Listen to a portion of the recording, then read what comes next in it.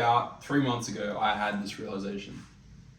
A realization that might make millions of views, dollars, V-Bucks, all kind of the same metric in this case. It goes like this. Frugal Aesthetic, Charisma on Command, Hamza, Alex Samosi, they all have lots in common. You know, they're a big, successful YouTube channel.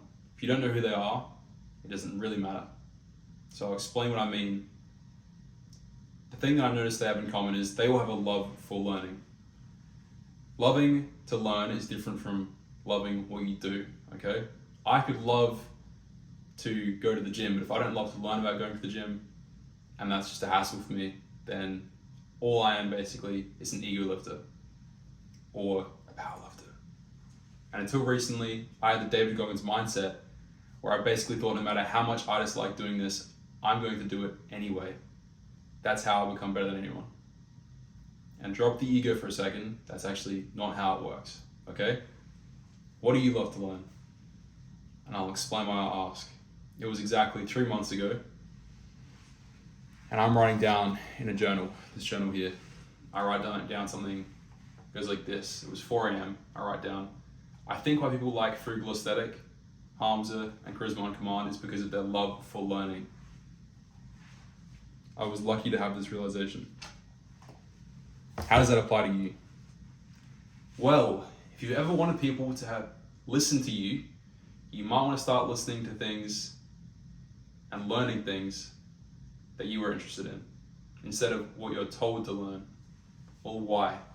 Because you know what you're interested in, even if you don't want to admit it. You should start learning about that, because that's the main way to become an interesting person to talk to. And what I'm saying is the passion you put into your interests has overwhelming returns when it comes to earning real respect from your real friends, just like how Frugal Aesthetic has a massive following, because he doesn't just love learning about clothes and clothes themselves. He loves the culture.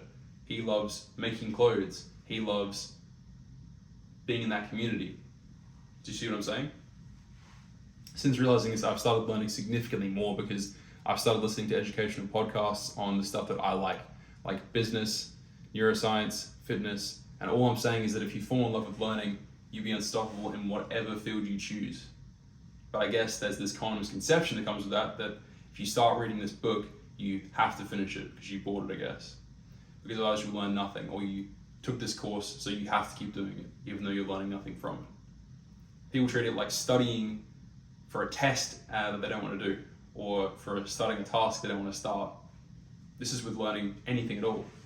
You don't have to learn everything like that, okay?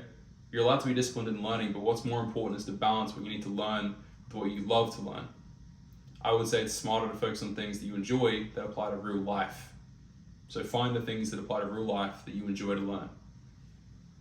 That way, you influence your friends on what you like, and maybe they want to start learning about this thing or doing it with you, or even you just make more friends.